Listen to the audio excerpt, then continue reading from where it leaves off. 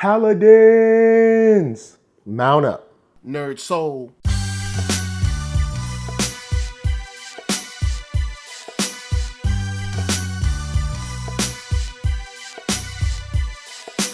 Late Ill Kid at OneYoungsta holding it down, bringing that StreetGeek and NERDSoul. What is up, my people, today? You know we got that thumbnails with some hip hop and some geek.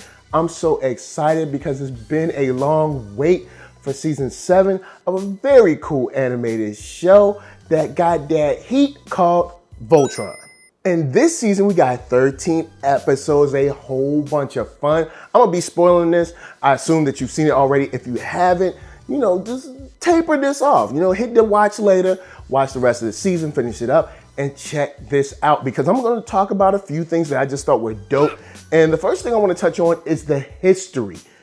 We got a lot of history and a lot of backstory that was crucial to just the lives of the Paladins that, you know, that we've experienced for so long. We're in season 7 now, and it doesn't seem like a long history, but it actually is. There's so much that we haven't seen from Earth or from Shiro's backstory or Sam's backstory, which are the two backstories that I really want to touch on. Shiro, we find now that he has his real consciousness back in a fake body, but I mean, hey, it's a brand new body. So I mean, I guess it's kind of like an upgrade. Then we get to know the man he was, and you get his connection to Keith. And I think the way they handled the history was so just, it was very important for us to see the man he had always been.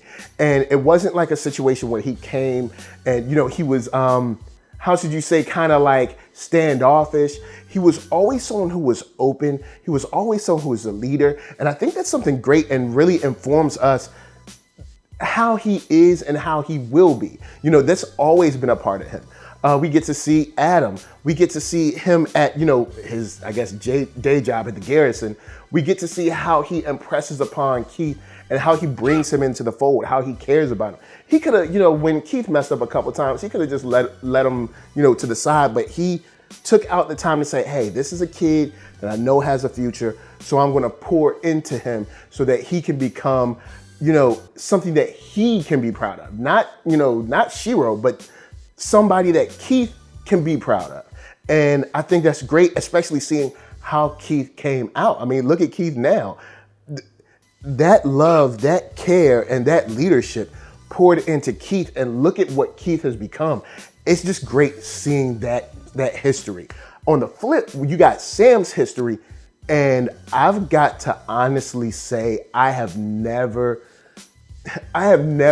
hated the red tape of like government and, you know, military stuff as much as I hate specific characters. In his history, you have that one character, the Admiral, and I can't remember her name, but she plays one of those characters that's like, no, even though everybody's right, and I can tell that everybody's right because I'm super duper smart, I'm still not going to do what they say.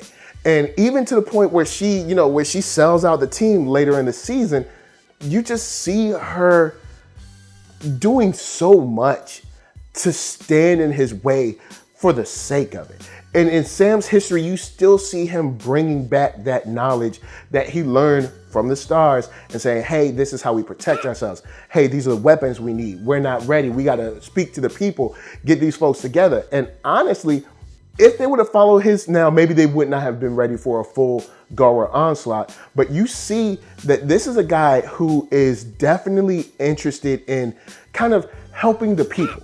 You know, he might not be a leader, but he's definitely someone who you know, wants people to know more so that they can hopefully do more. And in this case, the garrison was able to do more. They knew the technology, they knew the threat. And if the rest of the world knew the threat, maybe they'd be able to do something too. Next, what I want to get into is the kind of galactic or the universal road trip. This is something that I think really just helped us get a handle on where everyone is now. Because now we got like Ramel there, we got Crowley there, we got, you know, of course, Cosmos there. So we have new characters, and the mingling of those kind of feelings and ideas does impress a lot on how they're going to be now, how they're going to act now, how they're going to react with these new people around them. And this whole trip, whether they were kind of like at the beginning of the trip, at the game show, or getting lost out in space, you know, these moments with them being alone help them become more of a, what's the word? Family. And I love those moments that kind of bond them together as a team. This show did a great job of working with Hunk or working with Pidge, definitely working with Keith, having Lance in there, all of them, even with Allura, you know, helping form them to be a better unit because they didn't have the crutch of the Lions per se, or even Voltron to fall back on. And sometimes even, you know, as we saw, where they kind of turn in on each other due to their frustration, but they were able to work through that and still survive and still strive. And I think we learned a lesson along with them about teamwork, about togetherness, about being able to stay a family unit even when times are tough. And I love that, man. The whole road trip aspect of this really drove home how close they've gotten since they first met. Now, I couldn't go forward before the jump without talking about Garfle, Warfle, Snick. I love the way Voltron does their kind of joke episodes or filler episodes. They're able to do a filler type episode without feeling fillery, if that makes sense. It never feels like, there's no episode of Voltron that feels like it's wasting your time. Even when it's kind of like with the Monsters and Mana from last season, you don't feel like your time is being wasted. You're having fun with them. And especially with the, with the insertion of Bebo B, you know, you got Bebo in the house.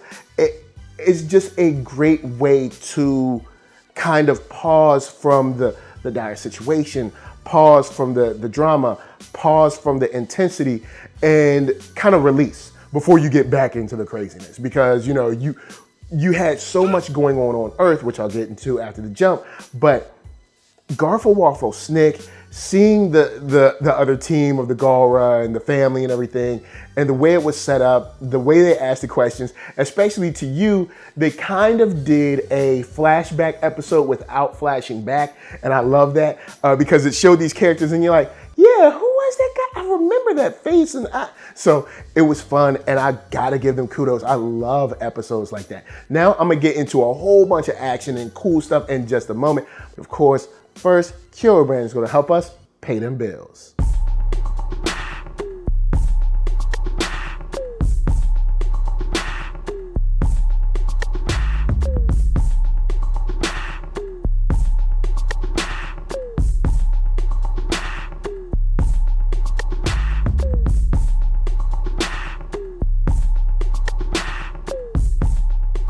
Oh yeah, check that link below, hats, shirts, hoodies, all that jazz. And once you find something you like, of course, cop it. So we have talked about more of the foundation of the story. We've got that out of the way. Now we gotta have some fun.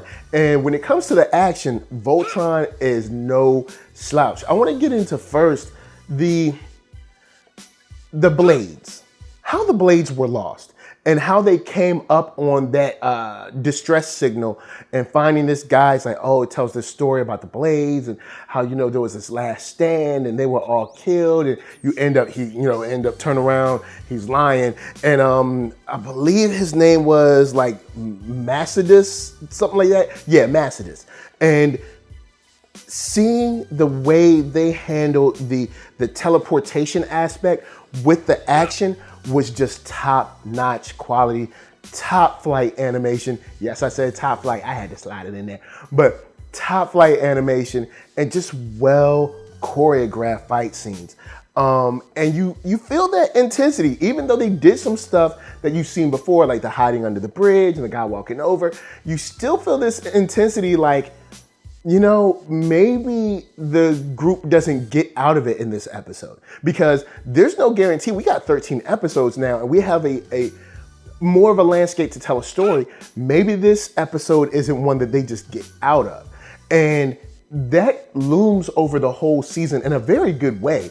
And they just played that action scene out wonderfully, and I got to give them props, but also to the history of the Blades with Crowlia kind of staying and deciding to help build the Blades back up and what they meant and how they've helped Voltron and helped the universe in the absence of Voltron. The first time Voltron was gone, and now being 3 decafeeds removed, and I don't know how long it is, maybe like, I don't know, 20 Earth years? I don't know, they don't really tell you the equation. But what I'm saying is the Blades are a very large independent part of the protection of the galaxy, and I'm glad she's there. Now, before I move into a little love thing, I did want to talk about one part that really blew my mind when they were going to get the energy for the Voltron, for the Voltron Lions, which is the Honey, I Shrunk the Kids episode. At least that's what I call it. When they were so small, I just love that. I thought that was beautiful and great. They were just so teeny and running around, and just the comedy and the humor that comes with that, I thought was great. Now, slide that to the side. Let's talk about Aksha and Keith. We are reminded of the connection they have, because for a second, I kind of even forgot. I was like, oh, here come the, I can't remember their names, but they're evil. They're coming after everybody. And then when we see Aksha, I was like, oh yeah, I forgot. They had that kind of mutual respect. It didn't hurt that Keith is handsome and that Aksha is pretty, but they had that to kind of bring them together. Not only did they have that respect as warriors, but then he was like, sure, he got a little something. And inside of that episode, what I thought was super cool is just the way they traded off, once again, action sequences, 1-on-2, 2-on-2, just the way they stage their sequences are so cool, from their in-between animations to their key animations are very cool, very fluid, very flashy, but also very purposeful. And it just looks like a real fight, of course, with people that have like superhuman powers and expanded strength and speed, but it looks very great. And I love that fight scene, the way they were, they were basically trapped and they had to get out of yet another snare.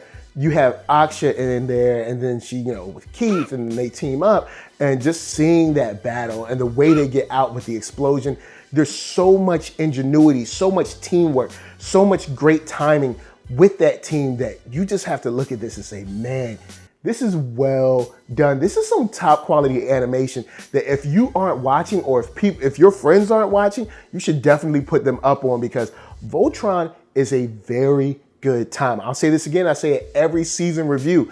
This is a show that when it was announced, I was not for.